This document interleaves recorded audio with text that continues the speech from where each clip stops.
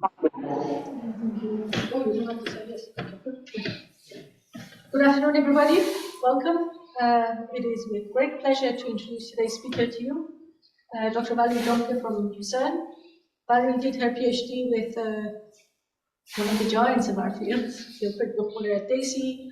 She's done postdocs in CESA, in DESY again, and at CERN, and she is a permanent theory member of CERN, a position that is rarer than getting a Nobel Prize in physics. I'm not sure about that. I am sure about that.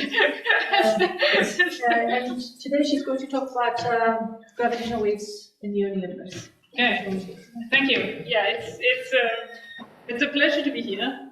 Yeah. Ireland is home to me, but this is actually the first time I'm scientifically here, so it's good. It's good. Yeah, so this is my first day out of vacation, so my brain is maybe a bit slightly still in vacation. We'll see. And yeah, I want to tell you today about gravitational waves and how to use them to learn about the early universe. I'll do it by going through kind of the different frequency bands where we have seen or will expect to see gravitational waves.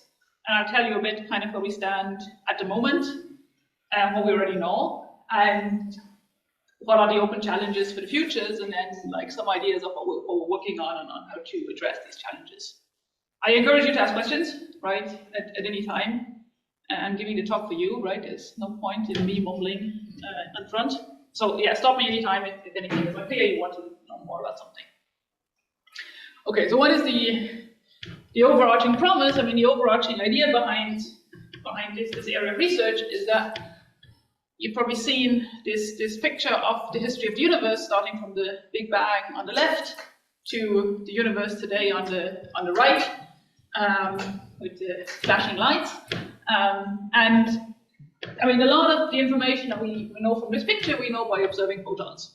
Photons are different frequencies, but all photons. But with photons, we can fundamentally only get back in time until the decoupling of the CMB. Because before that, the universe was not transparent to photons, so it's very hard to learn about a very early universe using photons. So what you need is some messenger that couples more weakly, and since we're in a talk about gravitational waves, right, that will be kind of what I will be advocating for, because gravitational waves couple so weakly that even gravitational waves generated during inflation, during cosmic inflation, can travel through the entire universe, essentially unperturbed. And then if you can measure them today, you can learn about what was going on during inflation, in principle, and also the entire expansion history of the universe. Now, in principle, because of course if the gravitational wave is so weakly coupled that it can go throughout the entire universe, it's likely just going to go right through your detector and you will never know that it's there, right? So the challenge is, how do we detect them, and then how do we kind of extract the information that we want? At the moment, we have detected gravitational waves. Definitely with LIGO, right? That's the detection we have. LIGO and Virgo that we're certain about. That is from an event or events, black hole mergers, which are about a gigaparsec away, right? So about 10 to the 10 light years, which sounds a lot, but on this logarithmic scale, it's very recent, right? So at the moment, we're not doing cosmology yet with gravitational waves. We're doing astronomy with gravitational waves at the moment. But in principle, there's no fundamental limitation to preventing us from using this as a tool to learn about the universe. So at the moment, we're looking at gravitational waves in two frequency bands at the moment. So we have seen gravitational waves at about 100 Hertz with LIGO and Virgo, and there's more interferometers coming online to extend our network. We think we maybe already see gravitational waves with pulsar timing arrays at nanohertz, and I'll get back to that later. And in the future, we hope to have LISA, which is a space-based interferometer. I'll talk about that more later, and that would cover the millihertz range. And here there's a big question mark, because we would like to go to higher frequencies, because that would be more earlier times in the history of the universe.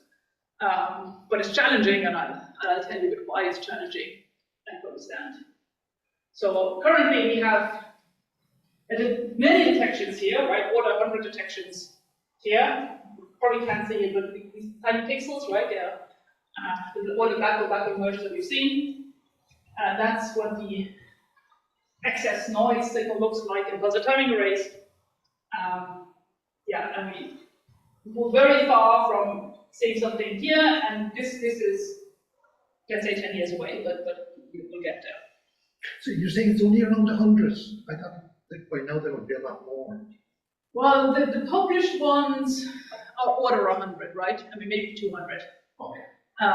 But they've only published up to 03, right? So the O4A is already, so O is observation 1, so observation 1.4 is already, for A is already completed. And just looking at the sensitivity, there should be hundreds of more on tape. Yes. And then with O4 B, yes, yes. So officially published ones I can look at are about 100, but that would be growing rapidly. I mean, very soon we'll be more talking about 1,000, which is very, I mean, actually, since I won't be talking about these guys much, it's very interesting because from the first detection, it was kind of a lot of individual information that we learned, but now with many detections, you can do statistics. So you can kind of really look at, like, individual spins you can't measure well, but if you have many events, you can kind of overlay posteriors and you can get some distributions of masses, distribution of spins, and you can do a whole new type of physics that wouldn't be done before. So that would all be coming. That's really, really exciting. It's more astronomy or astrophysics than it is kind of really particle physics. Though, I mean, there's also a lot of fundamental physics that came out of these measurements.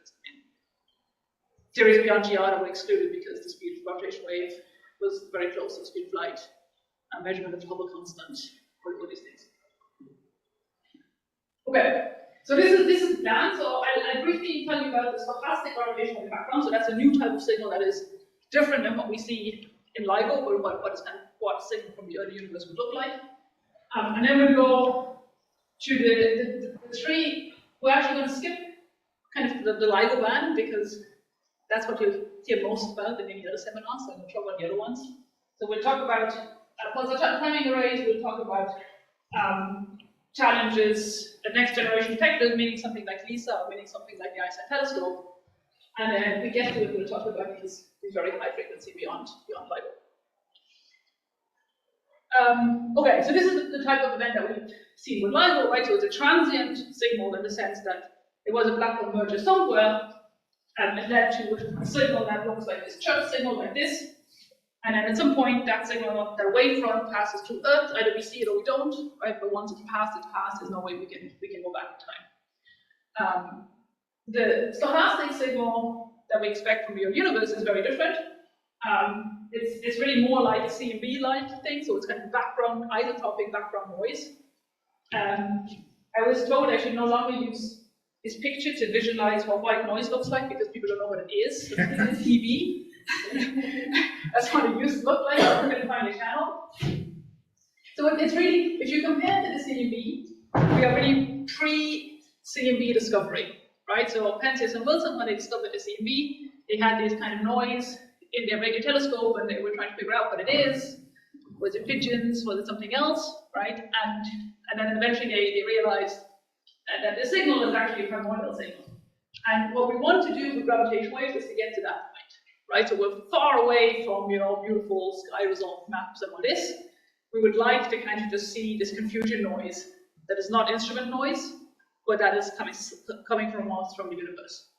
And just like Penzias and Wilson, who for the longest time thought it was instrument noise, and were kind of fiddling around with different parts of the instrument to try and get it to go away, right? The challenge will be disentangling instrument noise from signal noise. So there can be two types of stochastic backgrounds, right? So we're on Earth, we're here, and we kind of see the signal coming from us isotropically, and it could either be of astrophysical origin, and with that I mean that for every black hole merger that we see, there's bound to be many more further out that we just kind of are not within our detection volume, so we can't actually resolve them individually, but they would kind of contribute to a bit of background noise in the detector, right? So that has to be there, unless there's something fundamental about about gravity, about our universe that we don't understand. So for all the events that we see, there should be some diffusion noise just from the distant sources. On top of that, there can be cosmological sources. So this is really more similar to CB, so that you have some event happening at some time in the history of the universe. It emitted a bunch of gravitational waves isotropically into all directions. And then you would see the signal as kind of coming from a sphere around you corresponding to the distance, to the point in time when this event happened in cosmological history. Exactly the same as what is CB. So these two things both give you a stochastic background, right? So they could look very similar. Of course, the frequency shape can be different, right? So for the CMB, we knew to expect kind of a black body spectrum, and we found a black body spectrum, and hence we could identify what it was. Right? So here, depending on your model, here you roughly know, modulo astrophysics uncertainties, which are always huge, but roughly you know kind of what frequency spectrum to expect. Here it depends very much on your model and on the parameters of your model. And also to be clear, in the simplest standard model vanilla cosmology, we do have gravitational wave sources from inflation or from thermal fluctuations in a very early universe, but they are tiny, right? And we won't, I feel safe to say, we won't see these in any of our lifetimes. These are the tensor modes, presumably. These would be the tensor. These would be the tensor modes of inflation.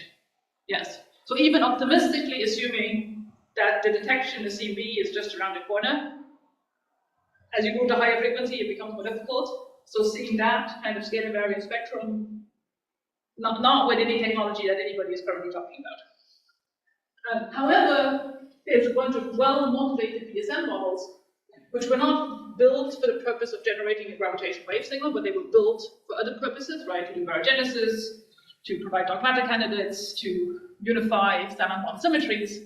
And they very often come with a very large gravitational wave signal. Because what you need to generate a gravitational wave signal is something very energetic and isotropic happening in the universe. So something like a first order phase transition, a topological defect, and a lot of theories that we like, they come with these type of events.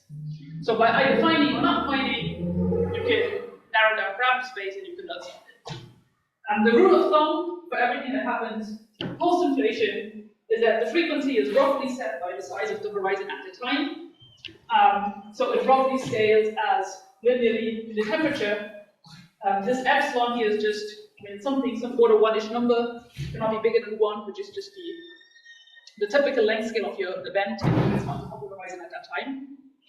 So roughly, linear temperature and the electric phase transition roughly corresponds to millihertz, which is the frequencies of pulsar, which is why that is a particular good instrument to learn about the electric phase transition.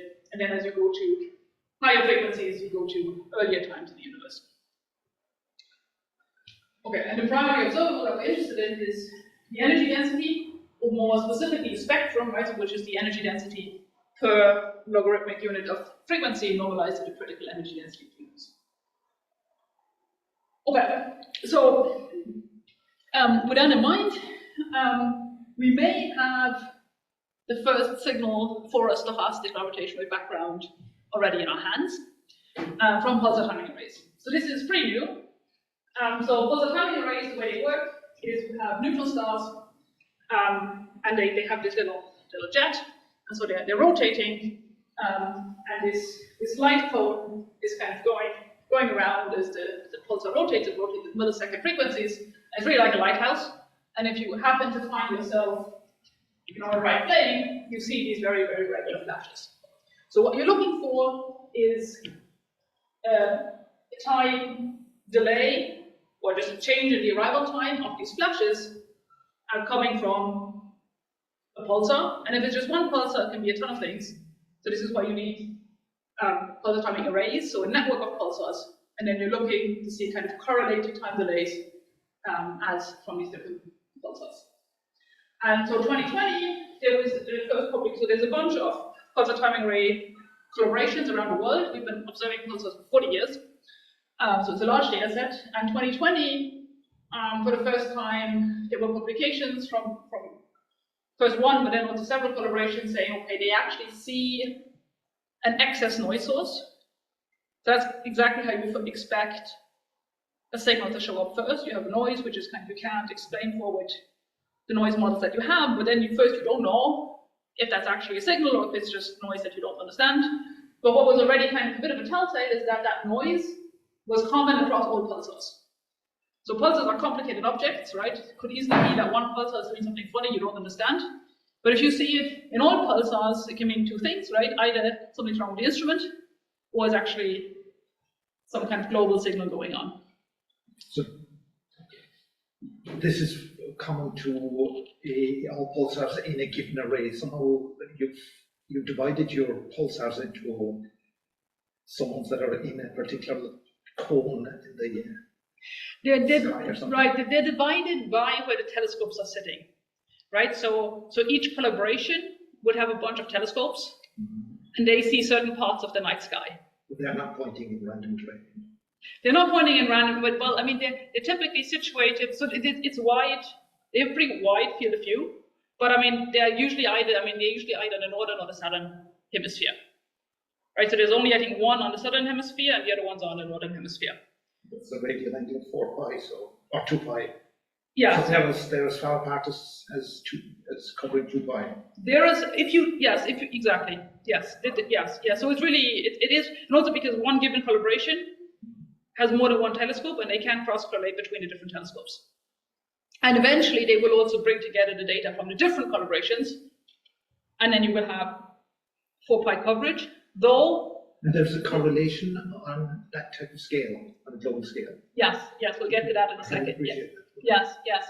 So these pulsars, I should say, are in the galaxy, right? So that means you don't have uniform coverage on 4 pi. You have coverage in the direction of the galaxy. Yeah. Okay, the galactic plane. Yes. Yeah. So 2020, we did not yet see the correlation. We just saw kind of, okay, there's some kind of global noise. 2023, basically all collaborations at different level of significance saw precisely this correlation. And so what they see is you do the two-point correlation functions of two timing arrays of two different pulsars, separated by an angle here on the x-axis. And then what you expect to see from, if it's a gravitational wave, from the theory point of view, what you expect to see is this black dashed curve. So that's telling you kind of if the two pulsars are in the same direction, it should be positively correlated. If they're 90 degrees due to the tensor structure, it should be anti-correlated, so that curve should go negative. And if you're kind of 180 degrees, it should again be positively correlated, but not quite as much. That's kind of the heuristic explanation for this curve. So yes, the length scales are huge of these waves, right? We're talking about, so this is nanoseconds, right? So if you convert that into a length scale, I think it's something like about a kiloparsec or something. Nanoseconds in spectral angle. Yeah. Okay. No, not nanoseconds in time. No, in time. We have 10 years or 40 years, let's say 10 years of observation data, right? So we are most sensitive to gravitational waves that have the inverse of that in frequency. So it's the inverse of 10 years. That really gives you the frequency at which you could see a time change in the signal. We literally see the oscillation in the arrival times.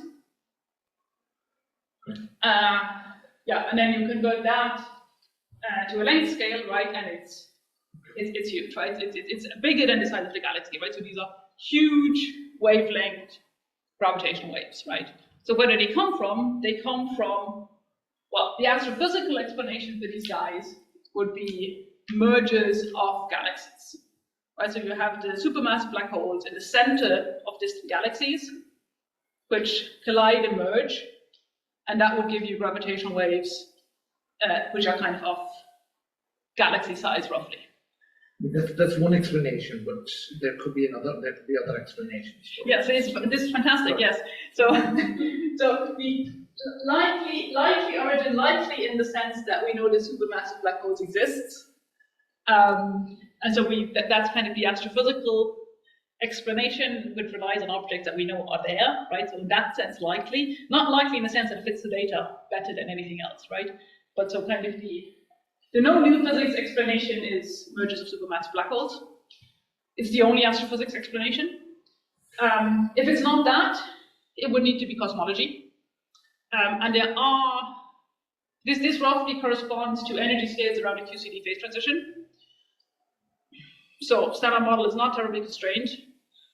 You can generate at those energies. So MEV scale, you can write down these models, which give you beautiful signals. So the question is what we are seeing, is it astrophysical or is it an early universe signal? We don't know. How would we know? So one way, so okay, in principle, as I said, the frequency dependence is different. So you could try and distinguish by the spectral shape.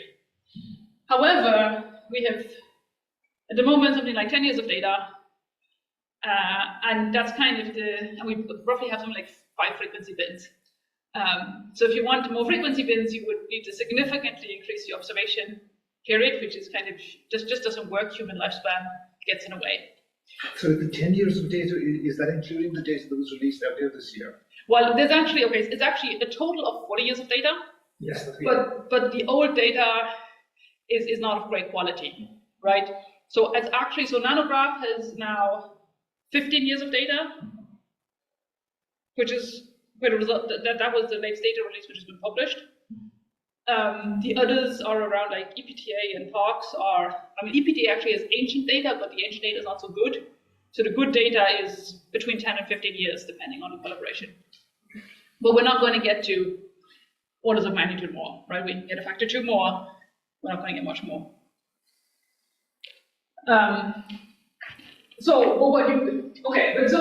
another way that you can distinguish different origins is not so much by the, so okay, the first thing you can check, and at the moment we don't have enough statistics to really do it, is to check if maybe the entire signal is actually only coming from one frequency bin or a few frequency bins, right? Because if it's actually an in-spiral of a black hole, that would really be sitting at a fixed frequency, right? So, and then maybe it's just 2 or 3 black holes, right? And then we'd be sitting at 2 or 3 frequencies. So you should see that kind of coming out of the data. At the moment, just kind of, I mean, it's a barely a 3 sigma-ish detection. I mean, it's a 3 sigma detection plus Helix-Gauss correlation, right? It's a 5 sigma detection for the noise source, but the Helix-Downs is a 3-ish sigma, but in 3 independent collaboration, right? So, yeah, of course, you have to wait for the experimentalists to do the proper combined data analysis, right? But it looks reasonably convincing that this is gravitational waves. But then, if you try and do a more detailed analysis, split it into frequencies, you just don't have enough signal to split it. I didn't quite understand that, because the source presumably is coming from different directions, because it's a random background from there, so it must be coming from different directions. So why would 1 or 2? So we don't know yet if it's a stochastic background. So we know if we trust that this 3 sigma is not statistics, right? Yes. Then we know it's gravitational waves. We don't yet know for sure that same curve you would get for an individual source or for a stochastic background. So how would an individual source in one direction give rise to this particular curve? Well, because the angle here is the angle between 2 pulsars. Yes. Right? So you don't know where the wave is coming from, it's coming from some direction. But now it will impact the light traveling from each pulsar in a specific way, depending on the projection onto the direction where it's coming from. Yes. And basically, if you do, you can basically either do, if you do a stochastic background, you have an integral of the sky in that computation. If you have only one source, but you have sufficiently many pulsars, imagine infinite pulsars, then you do the same integration over the sky, but it's now the integration over the pulsar direction. So infinitely many pulsars is mathematically the same as kind of an isotropic gravitational wave. I don't think it's quite obvious from the, I mean, but if you write down the expression, right, kind of it's a convolution of the pulsar direction. I think you presumably assuming plane wave. Exactly. Then it would be. Exactly. So the assumption then is that it's far enough away from Exactly. That is just a single. So a single plane wave looks the same, Yeah. and an infinitely many pulsar looks the Sure, same I with see. a perfectly stochastic background. Yes. But then, of course, we don't have infinitely many pulsars. They would sort of isotropically distributed, so it wouldn't look exactly the same. But at the level of the data that we have, both are still compatible. Yeah, so that's kind of the first question. Is it a stochastic background or is it an individual source? And then the second question, if it is a stochastic background, is it astrophysical or is it cosmological? And the main way that I see to distinguish this is through anisotropy.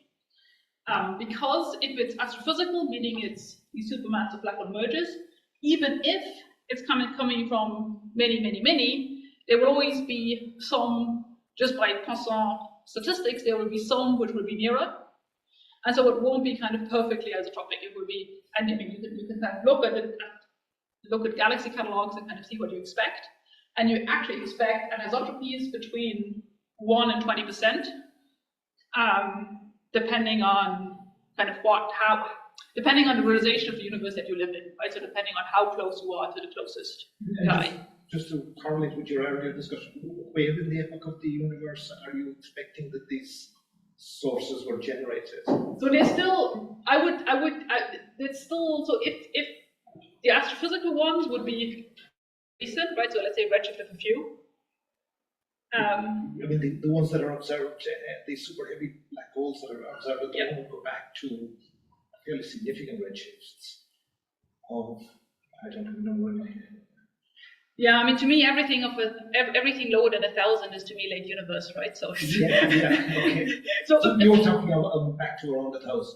No, because I mean, to get the supermassive black hole, you first need to form the stars, right? Yes. So it needs to be all after star formation, right? Oh, it does need. You're Yes. assuming that it needs to be after star formation. It needs to be after star formation, right? So redshift of a few, at most. Okay. At most, right? More So like why does it one. need to be after star formation? Well, because otherwise you don't get the black hole. I mean, this is purely astrophysical, right?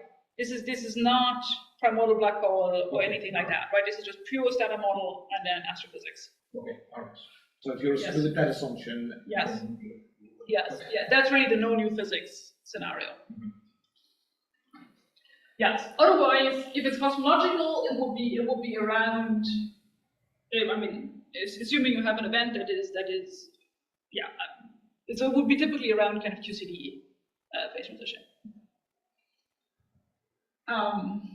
Okay, so then the immediate question is, okay, well, how long do we have to wait? So if we use this slide. Did I give you the wrong order? Yes, okay, wrong order, good. How long will we need to wait to be able to kind of measure the anisotropies well enough to distinguish between these two hypotheses? So we wanted to answer that question because nanograph was only giving, so that's one of the collaborations, was only giving us somewhat vague answers on that, right? And contradicting answers in their paper, so we figured you would do it yourself, right? So this is, okay, so this is just the expression, this is what you have to observe, so this is the time delay. Pi is the direction of the ith pulsars, right? So then at the end you want to look at the two-point correlation function, delta ti, delta j. And so here you have an integral over the tensor of the gravitational wave, where the indices are contrasted with the direction of the pulsar, and you're just integrating over the propagation time of the light from the pulsar to you. And so this geometric factor up front just comes because I started with a line element, and then I had to take a square root, and then I had to tailor expand the square root, and then I get this factor up front. So this is kind of purely geometric factor. K is the direction of the gravitational wave, P is the direction of the pulsar. And then, okay, I want to take two-point functions, right? So meaning I'd be getting two-point functions of my gravitational waves, somewhere in my expression. So meaning I'd be getting the power spectrum of my gravitational waves. And this power spectrum I can now expand in terms of spherical harmonics. So I have some factor out front, which will be the overall amplitude and the frequency dependence. And then I'm just going to expand the rest, assuming it's not frequency dependent, right? So assuming it factorizes, and then it expands spherical harmonics.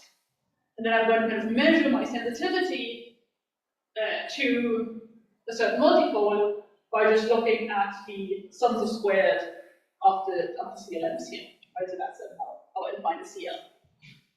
And this is the quantity where the supermassive black hole binary background would tell you about 1 to 20% for kind of low multiples.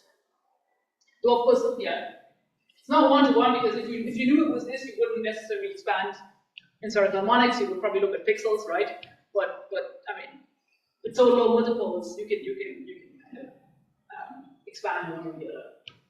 And so what I'm showing here on the plot is the sensitivity to this quantity in terms of the multiple. So you see we go up to multiple 6.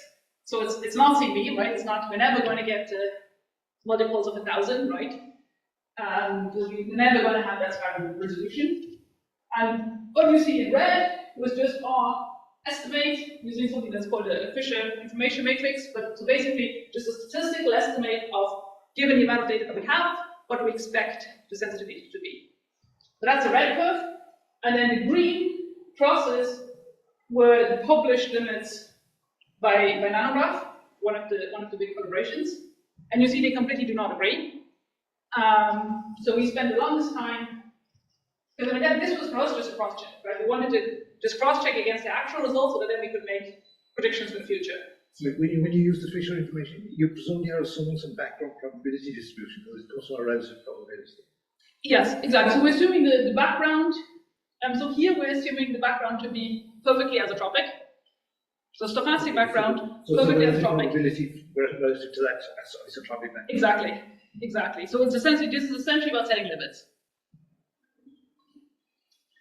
And we're taking the pulsars to be at the positions where they actually physically are, right? So there's no different realizations there, there's just realizations in what does the stochastic background look like, and also what did the noise look like, right? So you have some distribution, and then you draw realizations, and you run a couple of times, and then you get an estimate that's never bad. So this is way off from the actual results. So we were confused for a long time until we realized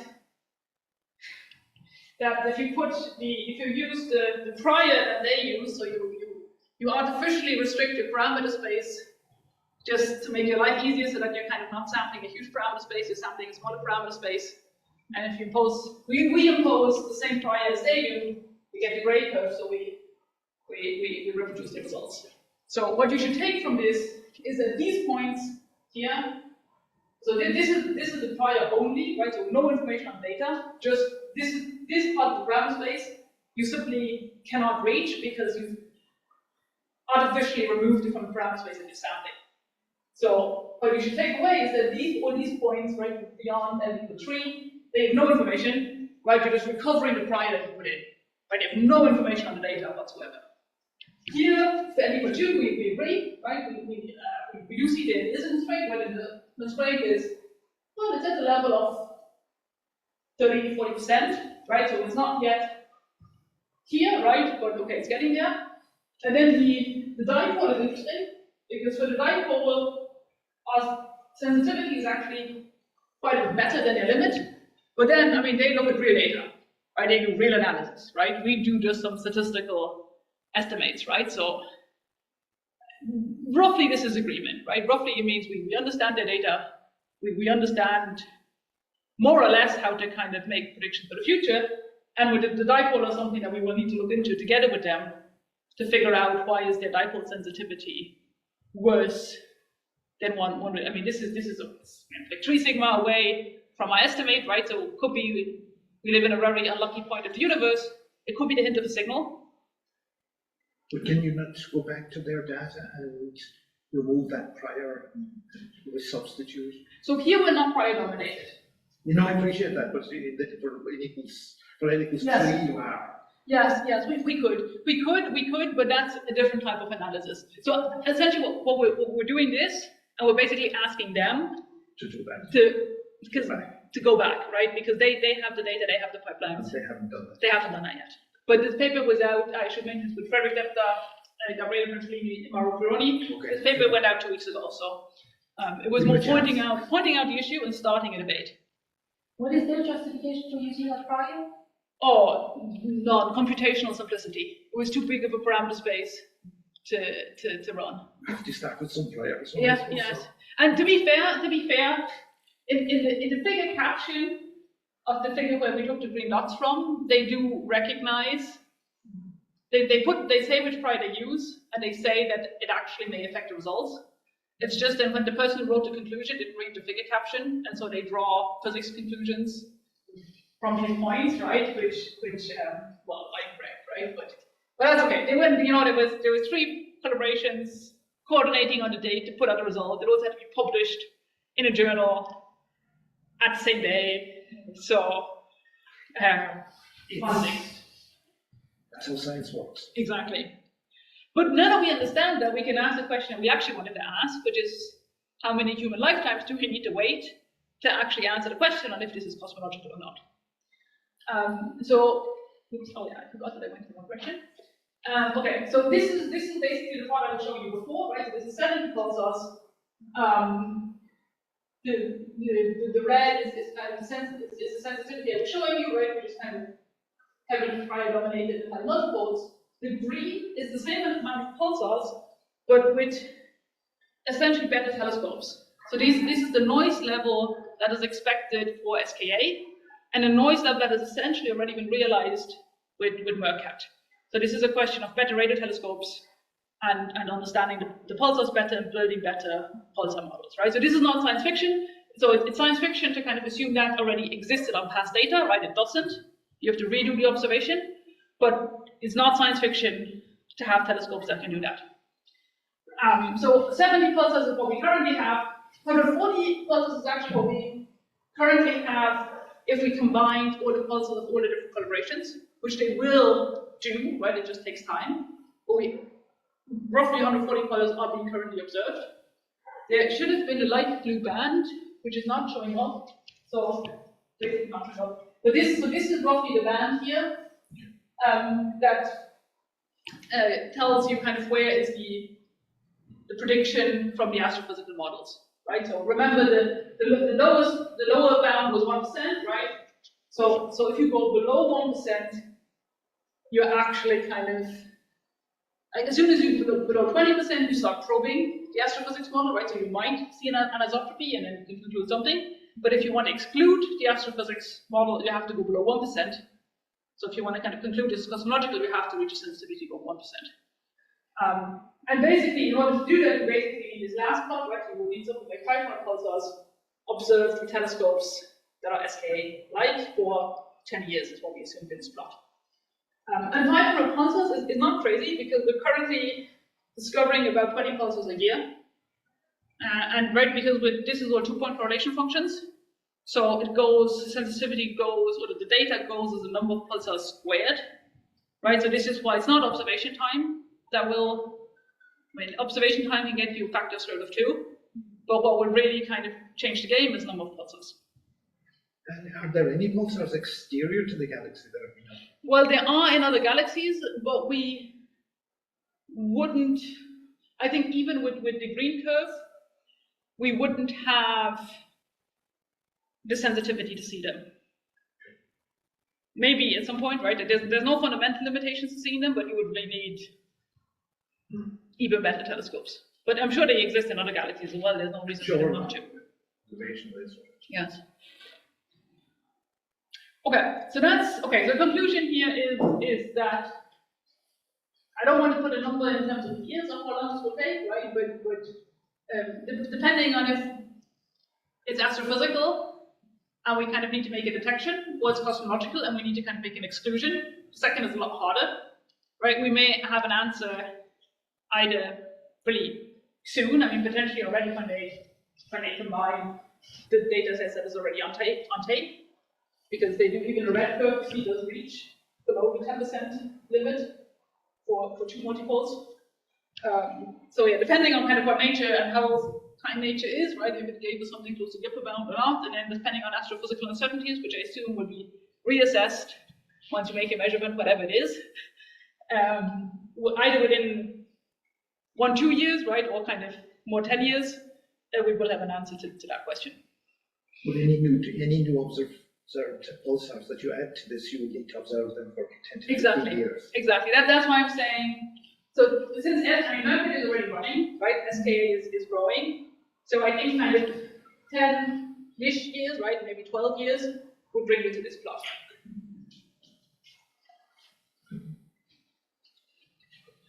Okay. Any other questions on pulsar timing arrays before we move on to the next topic.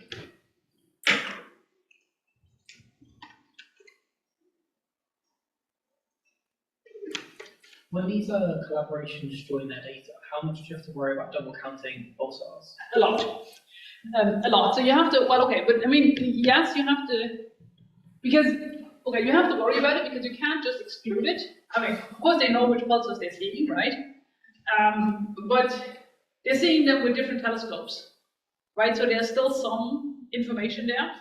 There's additional information observing the same pulsar with a different telescope because I have kind of uncorrelated noise. But I can't just add it all together, but I'd also not be doing the ideal job if I just dropped the duplicates. And then on top of that, what is really complicated is that all the collaborations have different noise models for the pulsars. And if you kind of do a combined analysis, where you give the same statistical weight, or not the same statistical weight, but at least you need a method to assign statistical weight to each pulsar. Right? But if you use for that, you need to agree on some noise model. Right, so that's what's taking them so long. So this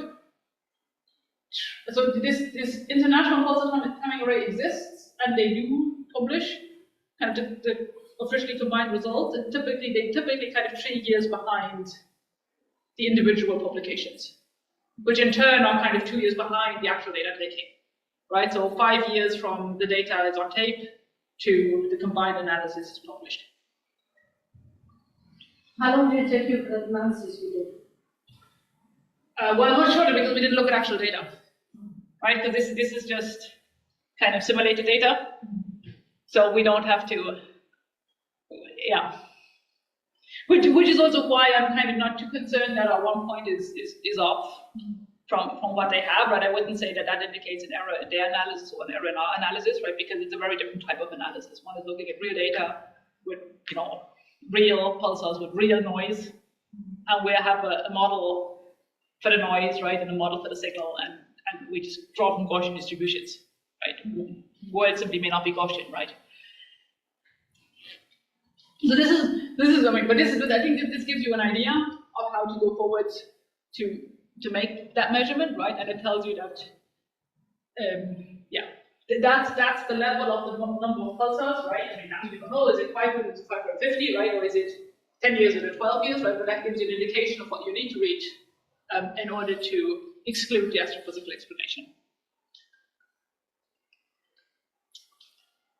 Okay, so then let's move on to the next frequency band, right? So that's megahertz frequency band, so that's around about, LISA. So LISA, and it's going to be a crazy instrument, right? So it's still an interferometer, right? So it's fundamentally similar to, say, LIGO.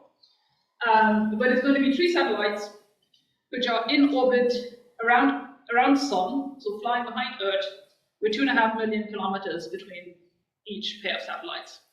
And then you want to send a laser from one satellite to the other, actually manage, right, over 2.5 million kilometers, then you have a second laser which you phase lock and you send back. And that's how you build an interferometer. So a bunch of technological challenges, right, but also that there's been the Pathfinder experiment which performed very well, right, and the thing is now funded. It's an adopted ESA mission with NASA participation, so it's like, unless the rocket blows up when they launch it, right, this is going to happen. And okay, what we expect, so this is basically a sensitivity curve, so characteristic strength in terms of frequency, and here's just basically from the proposal. These are the types of signal that you expect. So you expect supermassive black hole binary mergers. So these are the guys where in pulsar timing arrays you would see the early in spiral. Here you would see the actual merger. On the other hand, the guys that we see merging in LIGO, that would be these guys. So 10 solar mass objects.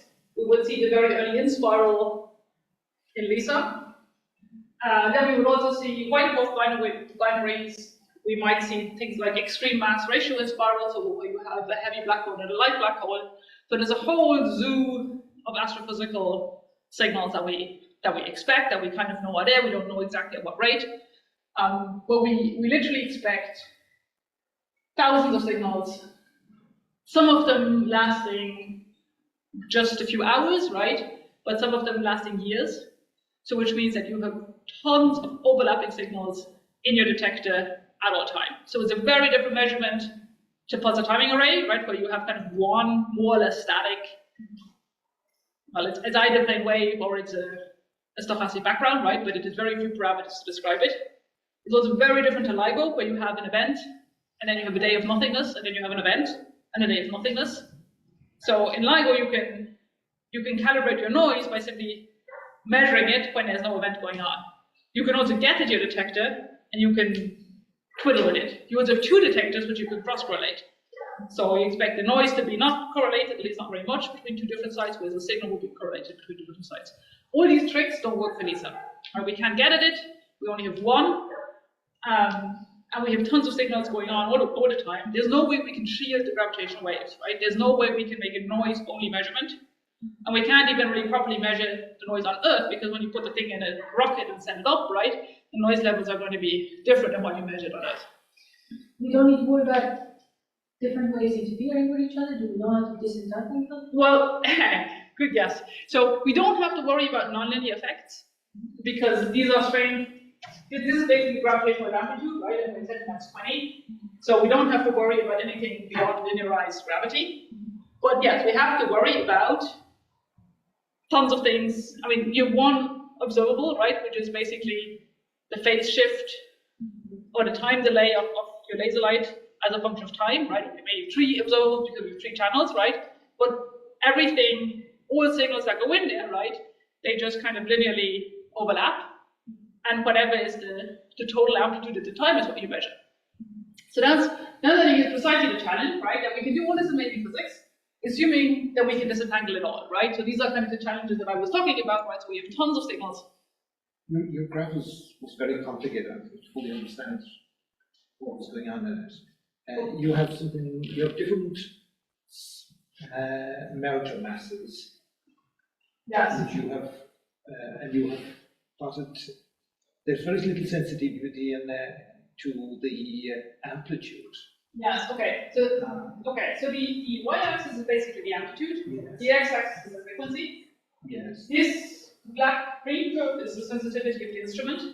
Yeah. Okay. So it's got a sensitivity, really good sensitivity over a very wide range. Yes. I mean, 1-2 orders of magnitude. Yes. Yes. 5 orders there, but yes. I mean, this is for your best, right? But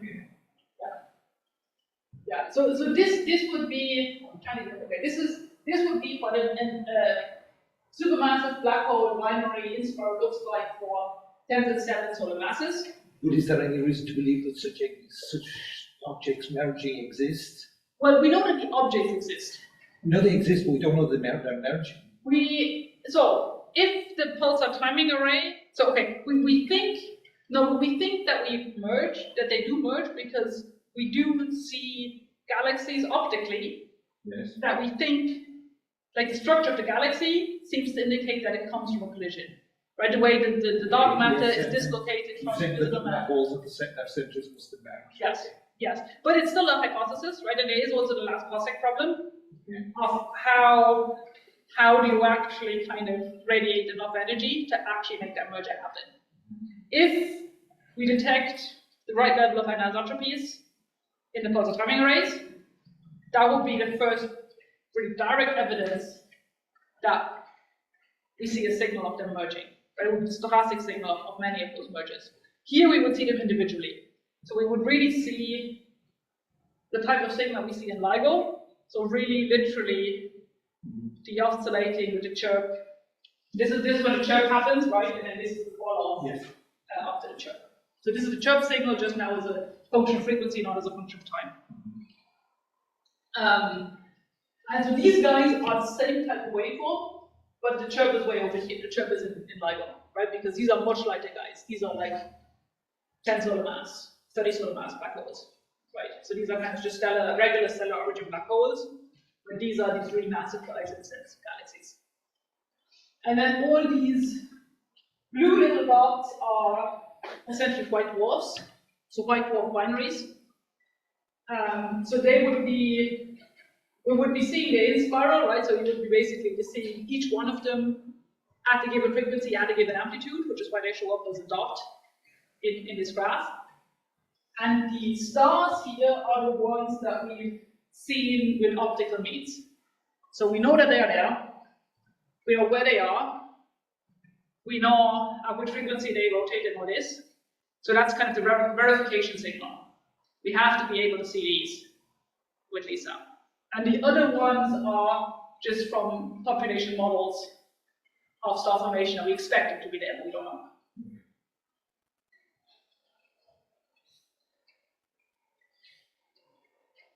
Good, so we have this whole zoo of signals, right? But we only have 3 observables, right? Because we only have kind of the time delay in 2 or 3 channels, depending on how you count. So how can you go about this? Well, so one strategy would be, okay, well, I look at my data, I find the loudest signal, I kind of do a parameter reconstruction for my loudest signal, I subtract that, and I do that again, and again, and again, and again. Now, the problem is, you see that this graph here, it goes really over many orders of magnitude, right? So if I have, this guy has a signal to noise ratio of about square it, so it's about 10 to the 5 in signal to noise ratio.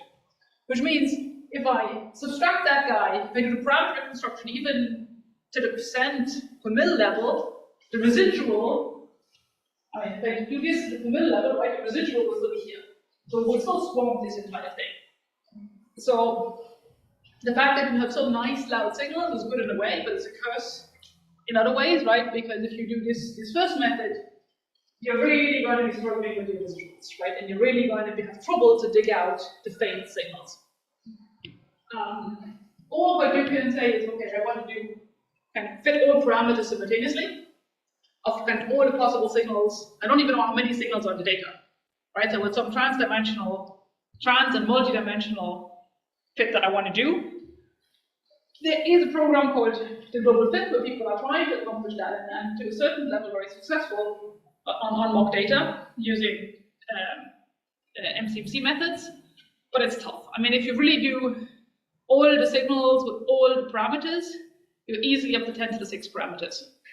And now you're trying to find a global minimum, right, in this parameter space, right? So it's I mean, you obviously can't do it with brute force, right? So people try and use clever methods, you know, some diagonal parts of the matrix, but it's immense, right?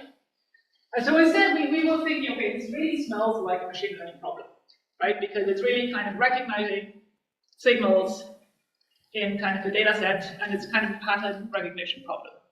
So we started investigating a bit how far you can get with a particular simulation-based inference, right, which is a machine learning technique. And I just want to give you 2 tasters because also, I mean, this is, I think, just to show you how fundamental the problems are that we're currently working on, given that this thing will fly in 10 years, right? And we need to be ready to analyze the data by that time, right? So at the moment, we're still dealing with horrifically oversimplified problems, right? So here what we were doing is we were just taking a 2-parameter noise model, right? I will call it A and P, so that's basically saying that the noise curve here, assuming we know the frequency shape, because we have some physics information on what the noise will be, and we just don't know the amplitude, right? Completely, widely oversimplified, right? And we assume very simple stochastic background model, which is just a power law, where gamma is essentially the amplitude, and alpha is the slope. And then the slightly non-trivial part, we're saying, okay, assuming you have what happens if you put in some transients, so meaning some black hole mergers, but there's some threshold, right? So these could either be residuals from the loud guys, or these could be just faint guys, but you just have something in your data which is some threshold, right? But it's kind of beyond with the 2 simple things that you put in. Just to get a feel for it, how does this compare with the type of problem of removing the background in current LHC experiments? Yes. Where you have a very good handle on the background. Yes. So I think some parts are similar and other parts are different. So I think just signal to noise, for instance. So I think that the signal to noise issues are pretty similar. The pileup, I mean, you could call this pileup what we have, right? We have a pileup of events, Yes. right? And we don't have the latency to read it out fast enough in some sense, right? Yes. So if it's similar, it looks much more difficult because you don't have that much control over the background. yes, we don't have as much control, and we also don't much, I mean, look at the amount of sensors that the LHC has, right? Yeah. The things that they're monitoring, right? I mean, we have 3 variables, right, that we're reading out, right? So it's, yes. But I think a lot of the people who do gravitation with data analysis, they come from LIGO, right? This is what I'm trying to advocate is this is a completely different type of analysis. The knowledge we learn with LIGO is useful for some things, but not for this problem. So actually, I think somebody with more like an LHC data analysis mind coming into this world, I think is actually more useful than somebody from LIGO coming into this world. Have you tried to recruit LHC machine learning people? One of the reasons I'm giving this talk, right? my method of recruiting is basically putting the problem out there and hoping that people can get interested. Yes. I mean, another thing with these, I mean, there's no money for data analysis, right? I mean, there's no money for data analysis, there's no money for the physics, right? But the physics side, there's a lot of people doing it, right? People building their favorite model that will predict something, they're out there, right? No problem, right? People building the actual instrument, also there because they are directly paid by ESA or by the universities, right? People actually connecting the two, very few, right? But we need it because otherwise, I mean, I was kind of wonder happily, I built my favorite models and hope they will show up, right? But then I realized, well, the tools that are there are not going to find my models. And nobody's going to figure out how to find them if I don't start doing it myself. So then I got sucked into this data analysis problem.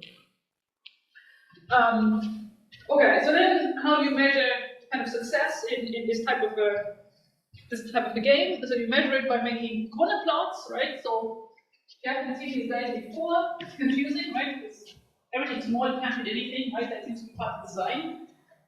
But okay, so the ground truth is always the yellow point, right? And the ellipses are basically your reconstructed exteriors, right? So you do a little simulation, you generate a signal around the yellow ground truth, and then you recover from your mock data running your mock analysis. And so you expect in 68% of the cases, the yellow dot should lie within kind of the 1 sigma ellipses, right? It shouldn't always lie in the center, right? But well, that's what 68% confidence level is telling you, right? In 68% of cases, it should lie inside. So kind of ellipses which are more or less kind of around this yellow dot are what you're trying to achieve.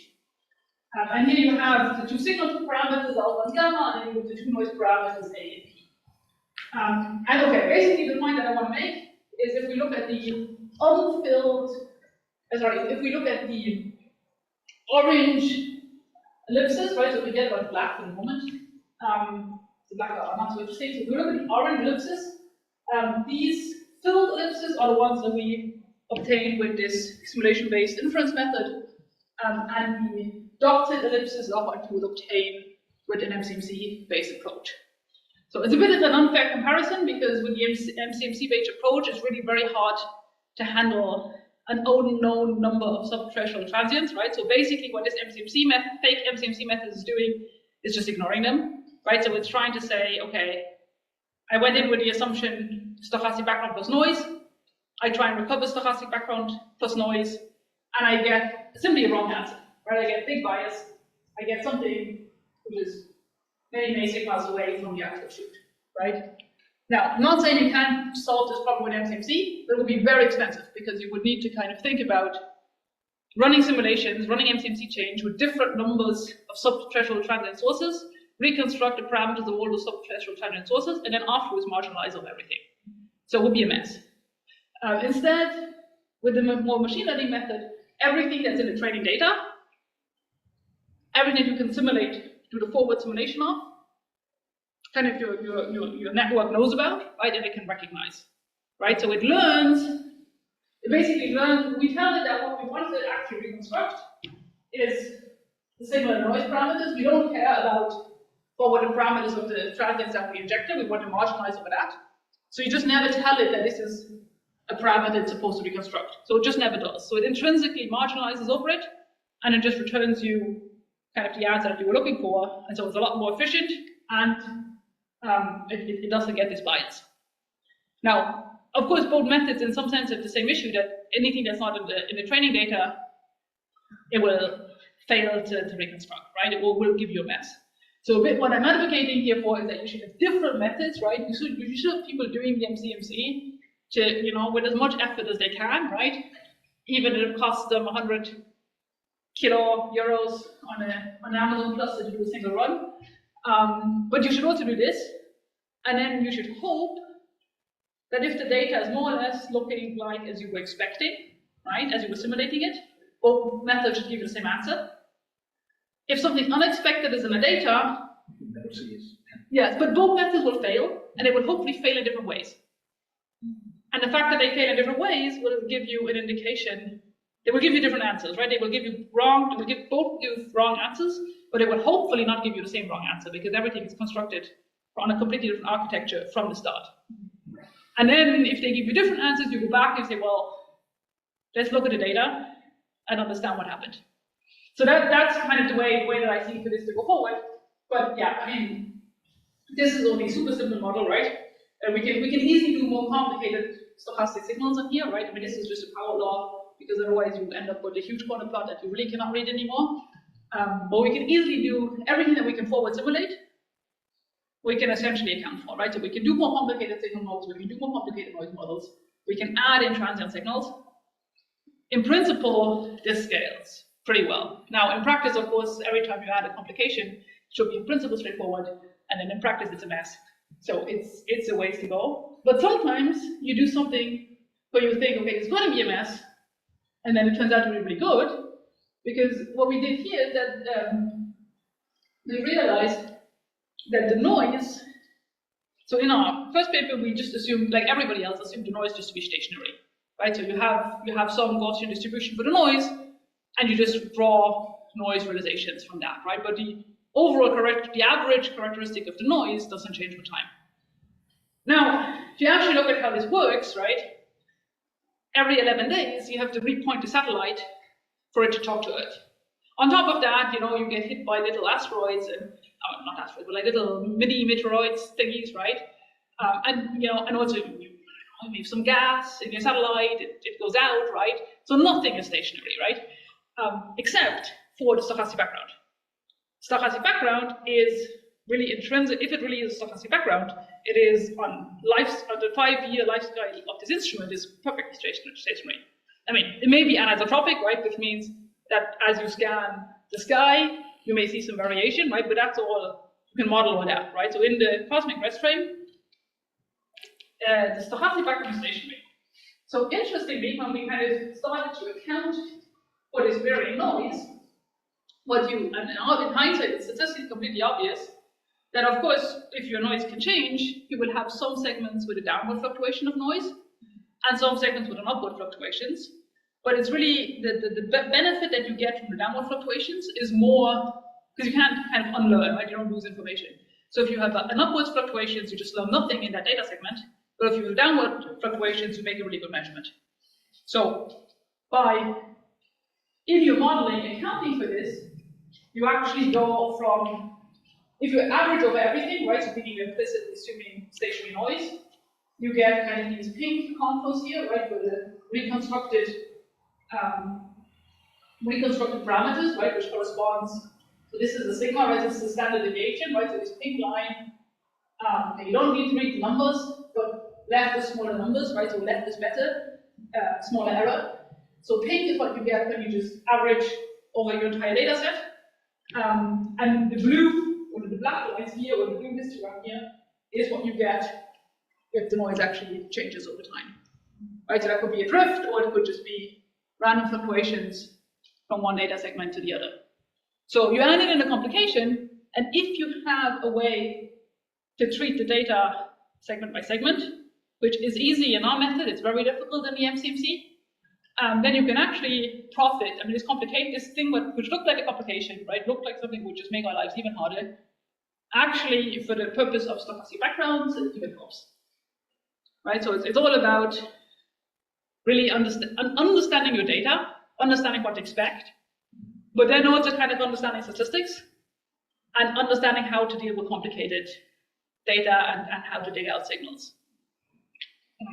Yeah, so it's been a fun journey, but we're still at the very, very beginning, right? So there's still, we need to look at real data sets. There are kind of real mock data sets, right? That once we get to the stage that we actually can tackle something realistic, right? There's mock data challenges that the collaboration puts out that people can try. So we need to kind of add in, both on the noise side and on the signal side, more complications. But there's not really a, well, we'll see. I don't, at the moment, I don't see a showstopper, so I don't see kind of a systematic complication that will break our necks, but it could be that many small complications just add up to complexity that at some point it gets difficult, or maybe that you need some combination. Maybe you need, for some types of problems, some types of analysis, this may be a good approach, and for other types, something MCMC based may be a good approach, or something completely different, right? I think it's a learning curve. And this applies, we've been focusing on LISA now because of the member of that collaboration, but it also applies to the Einstein telescope. The Einstein telescope would have similar types of problems, in the sense that it'll just be very busy. There's going to be a lot of signal in there. And it's going to be very different to analyzing LIGO data. So people tell me I'm too negative. I don't want to be negative. I want to say there's stuff to do, and there's interesting things to do. And we will get data, and we need to get ready to treat the data. I don't think it's impossible, I just think it requires work. Okay, any more questions on that? Okay, so then let's move on to, I don't know how we're doing on time, if people have anything else to do this afternoon, right? But you stop me if, okay. So, the last thing I wanted to talk about, which is a bit more exotic, is the high frequency gravitational waves. So the motivation is early universe, right? The motivation is that when you go before the electric phase transition, we probe kind of gut scale physics, right? And for that, we need to get up to megahertz to gigahertz. We don't have a single detector concept at the moment that would reach, even on paper, that would reach cosmological signals at those energies, right? But it's also been a field that has been evolving very rapidly over the past couple of years, so I wouldn't exclude yet that we can get there. So on the cosmological side, what you'd be looking for is, okay, as usual, some violent event in your universe, and it would be really your universe, right? There is an observational bound that we now, that observational bound applies also at lower frequencies, but it's less restrictive. And that is that at high frequencies, I mean, the energy carried by any single gravitational wave scales at its frequency. So at high frequency, we need to worry about the total amount of energy in gravitational waves, which is radiation, that doesn't violate bounds that we have on the total energy content of radiation in the universe, right? So that's in particular an effective bound to the bound on effective number of neutrino species in BBN or in CMB, right? Which tells you cannot have more than 10% of the radiation content of the universe being in exotic radiation. So you can't have more than 10% of the radiation energy being in gravitational waves, which doesn't sound like a very serious bound, but actually there's models which are constrained already by that bound. And of course, there's not much point building an experiment or waiting for a cosmological source which cannot beat that bound, because that's just basic cosmology. And again, in vanilla cosmology, they don't have to be signals there at all, but there's many DSM models which will tell you to look there. Astrophysically, there's no kind of known astrophysical object that would give you a signal there, which is great in a way because it means you don't have to worry about foregrounds. It's horrible in the other way because experimentalists, they just want to measure something. They don't care so much what it is, right? But they want a guaranteed signal, and here there's no guaranteed signals. So astrophysical events that you could see, which are not subject to the BBN bound, right? Because they are late time and they are localized in time and space, right? So they don't necessarily, they can have large amplitudes without contributing to the overall energy density. And so here you can think of exotic things like primordial black holes or axion superradiance, which can give you signals, right? But they also rely on new physics. So they're different to kind of the astrophysics we've been talking about so far, which are somewhat guaranteed signals unless we've fundamentally misunderstood something. And the problem with these astrophysical guys is typically, they evolve pretty quickly. They evolve at the inverse time scale of the frequency. So these can typically be very, very short signals, right? So they can be pretty loud, but very short. So again, the probability of seeing them in your instrument isn't great. So we started this series of workshops. We bring together kind of theorists and experimentalists to kind of figure out, is there any chance at all in this field? And so this is kind of the point of view of the theorists, where we think in terms of this energy density. Okay, we know we have this BBM bound to respect about the total radiation density, but we can have build all sorts of models, so we particularly like models of high frequency, because we have no constraints from the LHC, we can be creative, we're very happy there. You talk to an experimentalist, and the first thing that they tell you is that you're plotting the wrong thing. Because what they measure is not an energy, what they measure is displacement, right? I mean, think of LIGO, what you measure is displacement in the arm. And the displacement, unfortunately, goes as like frequency squared times displacement squared is the energy. And the issue is the frequency. Because this means that at high frequencies, this BBN bound becomes really, really difficult to beat, right? Because at the same amplitude, you put a lot more energy into your gravitational wave. So in order to respect the BBN bound, you need a smaller amplitude, and so that gives you a smaller displacement, so that is very difficult to measure.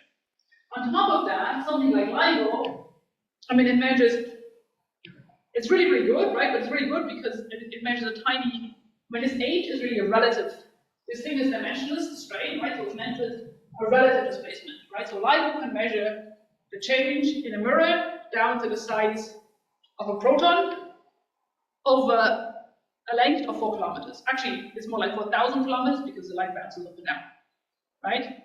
Now, if I want to go to higher frequencies, I need to build everything smaller, which means that my absolute displacement needs to be correspondingly better, which of course at some point, I mean, interferometers are clearly not going to do it. So you really need to rethink how do I measure gravitational waves, right? I mean, basically, pulsar timing arrays, LISA, LIGO, they are fundamentally all interferometers. Going to higher frequencies, interferometers won't do it. So the question is, can we think of some other way of looking for gravitational waves that is not interferometers? And so this was the status in 2020 when we put out this summary of the workshop, which is a review which is supposed to be a living review, so we're trying to do an update at the moment because it's completely outdated already. But what you see here is this is the BBN bound, this is the strain, so the instrument is 1 as a function of frequency. These are kind of a bunch of different types of signals, or the parameter space of different types of signals that you could get from cosmology. So they're all below this BBN bound. And these solid blocks are existing experiments, and the empty blocks are kind of experiments which are proposed or exist only on paper. So none of them, you should know what is graph line. I think in the meantime I'm understood it's just wrong. But you see none of them gets even really close to the BBN bound, where I'd say at least 6 orders of magnitude away from reaching it. But when LIGO started, they were 9 orders of magnitude away. And in the meantime, I would say the number of proposals, so since 2020, the number of proposals has doubled, if not tripled. And we've improved at least 1 or 2 orders of magnitude just by different ideas, right? Not by actually building anything, but just by thinking. Because gravity couples everything, right? Gravity couples everything, right? So everything is a gravitational wave detector. The question is, how good is it, right? So it's really a bit of a playground on what does gravity do. And just at the very end, flash one idea, which is together with Weston Ellis and Nick Rod, put out just before I went on my vacation, which is it's a ridiculously simple idea. So the very first idea, one of the very first ideas on how people thought they would look for gravitational waves was what they called Weber bars. So it was a bar, literally a bar of material, and with a very high resonance number, right? So very good quantity factor. And the idea was the gravitational wave would just mechanically deform this bar. This bar would kind of resonate, and you would have a little capacitor to read out this motion of the bar. And that's how you could look for gravitational waves. Okay. Then interferometer came along and people realized that these Weber bars were just not competitive with interferometers. Now, what we realized is that the problem with the Weber bar, actually the amount of energy that goes into vibrating the bar is huge. So kind of the translation from the gravitational wave strain into the energy of the vibration is very good, more than in LIGO. But then the problem is the readout. The problem is that then you have to read out the mechanical resonance into something electromagnetic, which you can then read out. And you so go to this capacitor, and in this capacitor you can only put a very small amount of energy, and so you lose the sensitivity. Now instead we said, well, let's take an MRI magnet, right? So just a spool, and let's see what the gravitational wave does to a standard off-the-shelf, right, MRI magnet. And what the gravitational wave will do, it will just kind of move the wires in my spool, which is generating my magnetic field. So my static magnetic field, that is just my usual magnet, will kind of get a small oscillating component on top of that, oscillating with the frequency of the gravitational wave, just because I'm literally deforming the spool where my electricity is flowing through. And so this is what you would get. So this is kind of so this is the magnetic field of a spool in the absence of a gravitational wave, and this is the change in the magnetic field. So this is now one half of the spool, right? So it comes around like this, and this is the change in the magnetic field due to the gravitational wave. So red is large and blue is small, and parametrically it's just gravitational field strength times the original deep field. There's no suppression factors. And then all you need to do is you need to put a little pickup loop coupled to a squid that can read out the flux through this loop. So you want to probably, in this case, you want to place the loop somewhere here at the edge of the magnet, and then you just measure the induced time-varying flux through that little loop. So how do you see the quadrupole? Good question. So the reason you're not seeing the quadrupole here is because, okay, so there's two different regimes you can look at. So one is at very high frequencies, where you can treat the material, the individual atoms of the material, as effectively free falling. So they just kind of move in line with the gravitational wave. And exactly. And so in that case, if I looked at it from the top, right? So this is my spool looked at from the top. And what I would really see is that kind of really gets the form, I mean, if the gravitational wave comes from here, it really gets the form like this, right? Now, here, this plot is with a slightly more low frequency regime where you actually excite the mechanical mode of the cylinder, right? So what we do is we model this spool as a cylinder, we look at the mechanical modes of the cylinder, which was a basic but not fun calculation, right? But of course it's in Landau, right, if you know how to read it. And then you look at the overlap between the eigenmodes of the cylinder and this guy. But you have some modes which, for some directions of the gravitational wave, have an order 1-ish overlap factor. But you would see the quadrupole structure better if I were plotting it from the top and not from the side. But yeah, I mean, one of the modes of the spool is that the length stays fixed and it actually oscillates like that, and that's the one which actually has very good coupling to the gravitational waves. Okay, and then you can kind of put the cylinder, I mean, you estimate the thermal noise, you estimate the squid noise, you estimate your signal, and so now, so this curve is essentially a strain curve, right? So this is similar to the type of curve I was showing you with Felisa. So roughly the gravitational wave amplitude as a function of frequency, and in gray you kind of see a bunch of other proposals. In blue, so this would be, the blue line would be our proposal with just an off-the-shelf MRI magnet, and this would be with here, bigger, stronger magnet, right? So the 60 Tesla and 3 meter radius, right? Which is not something you just find in a hospital. But with, I mean, here this would actually reach into the LIGO band, would actually reach LIGO sensitivity. And the BBN bound is down here, right? So we're still not reaching the BBN bound. However, importantly, this is a broadband experiment, right? So as opposed to some of the other proposals where you tune into a given frequency and you're very sensitive at that frequency only. Here, you do have a resonance depending on which mechanical resonance of the. You can use you're using all the mechanical resonance of the cylinder at once, right? So depending on what exactly your magnet looks like, this peak will not be one peak, but several peaks, right? But you're also at the same time measuring all of these frequencies at the same time, which is important because these signals, the astrophysical signals, will kind of be evolving in frequencies. So you don't want to be tuned in to a single frequency. And also, because it's broadband, it means the sensitivity grows with the square root of time. Right? So here, this basically corresponds, so this curve corresponds to the measurement time in 1 second. So, I mean, a year has a lot of seconds, right? A year will still not bring you down to here, right? But it will bring you down a bit, right? So we're still not at the BBN bound, but we're getting to the regime where we can probe some of the more exotic astrophysical models. So not sure I would bet my money on 10 to the minus 6 solar mass black holes making all of dark matter, but we can probably test it. And we can test it with an idea that is ridiculously simple. Is the size of your cylinder matter at all, which is changing the surface? The size helps. So what is this calculation? right, so here, this is an inner radius, well, okay, this is an inner radius of 0.4 meters, which is exactly, it's really an MRI magnet. It's really the size of what you slide in to the magnet, and an outer radius of 0.6.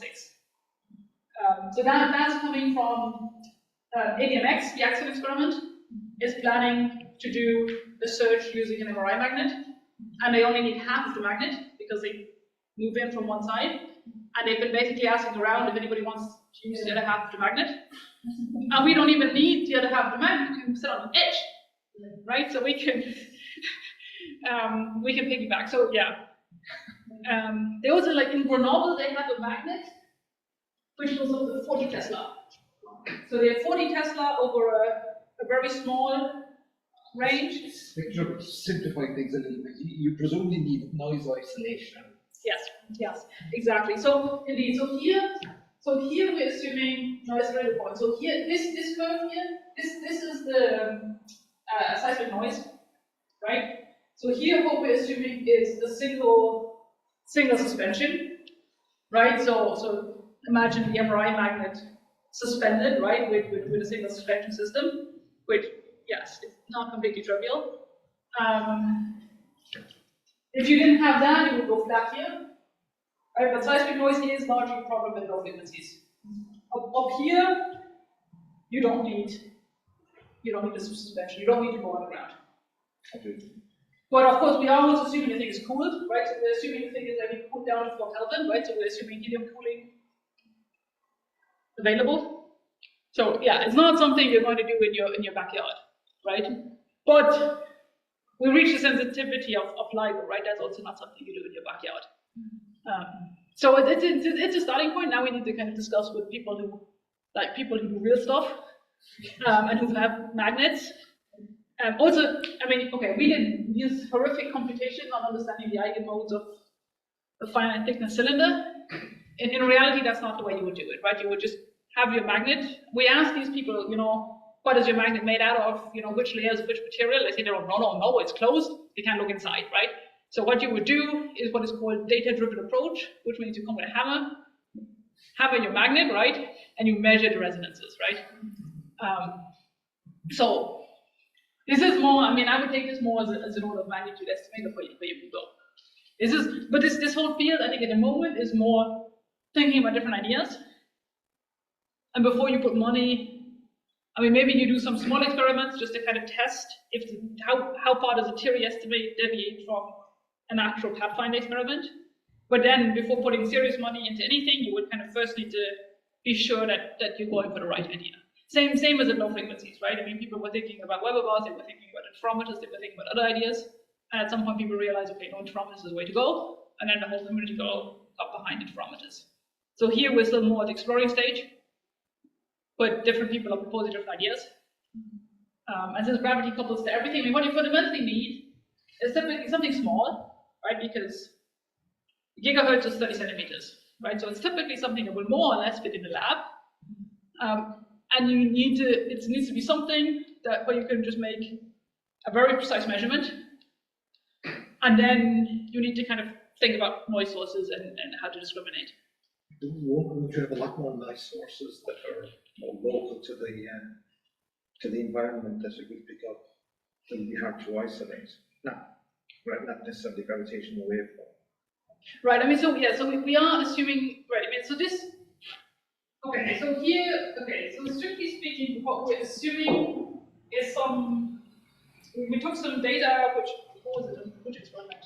Okay. So we're assuming a somewhat quiet site, right? Meaning it's not just right beside a motorway or in the city center or something, right?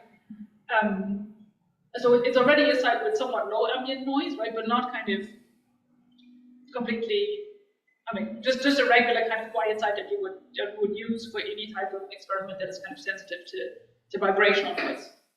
And then this noise is really kind of so the thing that we're reducing here by our suspension system, by one suspension system, is vibrational noise, right? And we don't have to worry about. So for LIGO, there's really a seismic wall at 1 Hertz. Right, which is really the density fluctuations in the Earth crust, which you cannot shield against. You cannot suspend against, right? Because it's just gravity, right? You cannot shield against gravity. But that has a scaling with frequency, which I forget exactly, right? But it's pretty steep. So as long as here we're at 100 Hertz, right? So we couldn't go down, right? Because then we would hit the same problem. But this is not really an issue with high frequencies. With such a small instrument, you could make it space-based relatively easily. You could, but I don't think you would gain. Because really the vibrational noise is really only kicking in here. Right? Or if we remove that suspension system, if we do no suspension system, it comes out here. Right? So if we're interested in the kind of megahertz range, there's not actually Not sources. Not at that level. Yeah, so gravity couples to everything, and we've gotten, I mean, humanity has gotten very good at doing precise measurements in a lab. You know, people have looked at atomic clocks, at magnetic spin resonances, at all sorts of stuff, right? So gravity couples to everything. It could also be that, in principle, the technology to build the gravitational wave detector, those frequencies, is already out there, maybe even already in place, but they don't realize that they're sensitive to gravitational waves. Okay, so that brings me to the end. Yeah, so this was mainly about the stochastic gravitational wave background, which would be kind of how gravitational waves signal from the early universe would look like. With different challenges at different scales, right? So at nanohertz, we have a signal we need to understand what it is. In kind of the millihertz, kilohertz range, we have detection that we understand very well. We need to understand how we handle a multitude of simultaneous systems, so that's more of a data analysis challenge, at least in my mind. And then above a kilohertz, we're at a completely different stage, where we don't even know what is the detector concept, or if at all there is a detector concept that can bring us forward.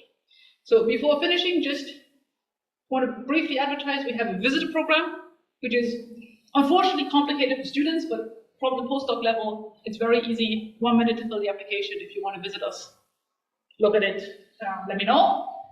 And we have a crazy early deadline for postdoc applications, which is October 15. If you're interested, don't miss it. Good, and that's it.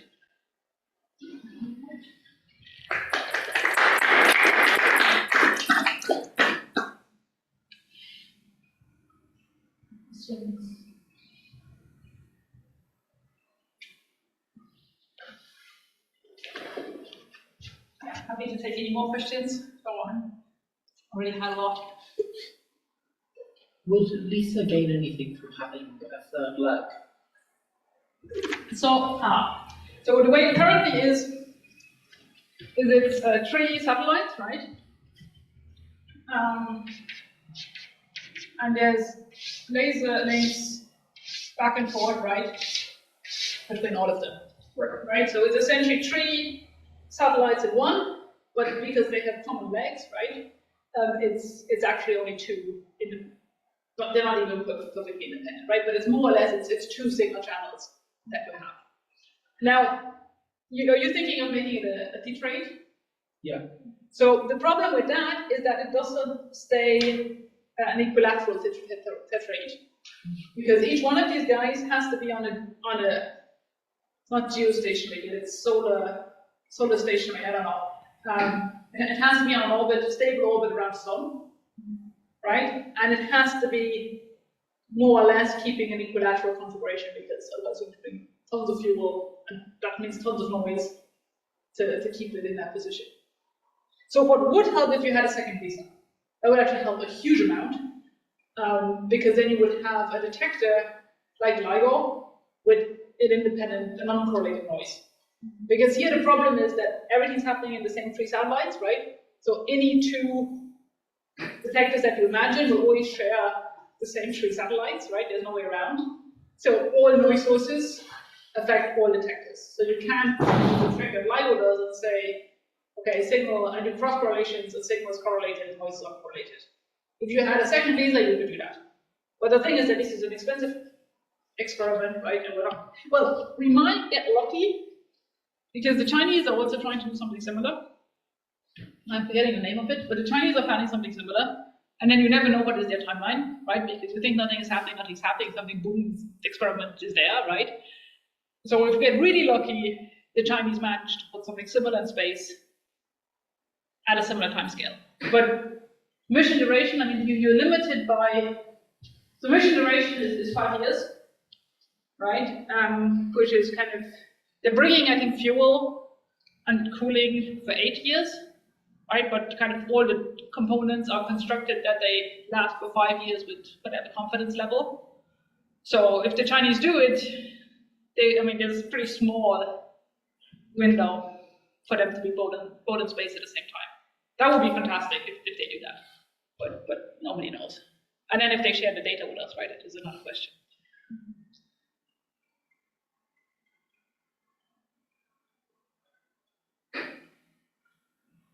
Fascinating. Excellent.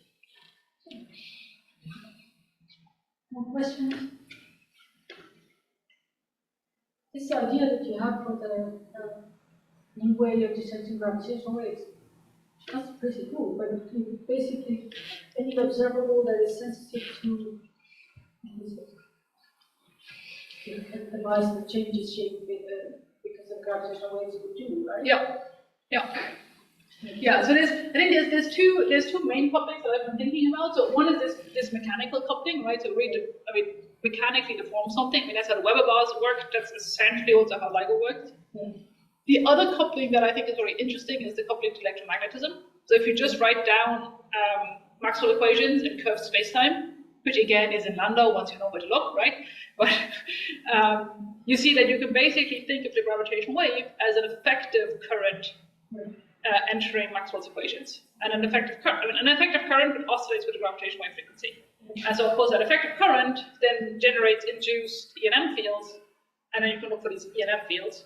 And that's actually when a lot of the experiments that I was showing here, well actually no, because a lot of the experiments that will be in the updated version of that plot are recasted axion experiments.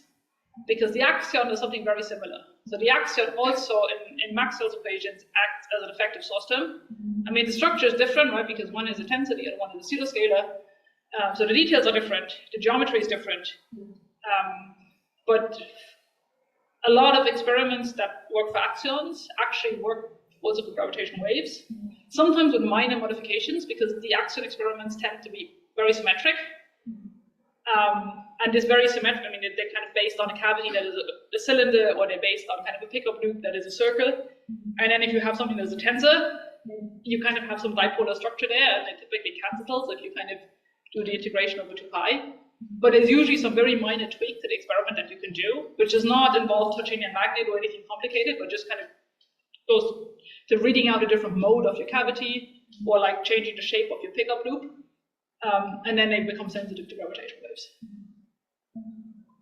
So there's pros and cons of both. So the pro of the mechanical version is that actually deforming something mechanically is easier.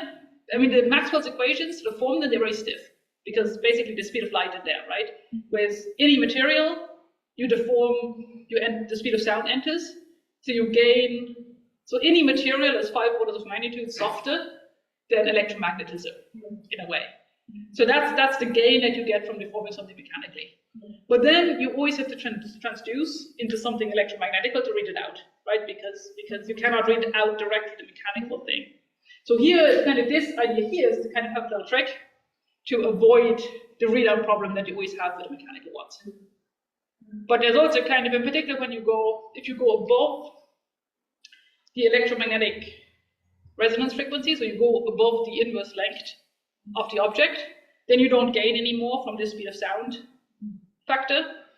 And then you may be better off just going directly with electromagnetic coupling. And that's how some of these ideas work that use atomic clocks. Or that use the Accident experiments. But I think people have really only systematically started thinking about this in the past few years. So there's, as you can see, right, there's a lot of very basic ideas that people haven't really thought of. Or maybe they have, but they didn't write it up, so then tough luck. It sounds like we need to talk more to kind of what this is. Yes. It's a very cross-disciplinary, right? Because it's you basically, you need anybody who does some high precision experiment that fits in a lab, right? And that could already be an interesting conversation.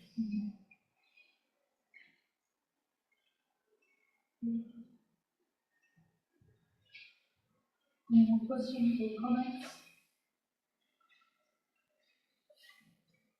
If not, let's thank the speaker again.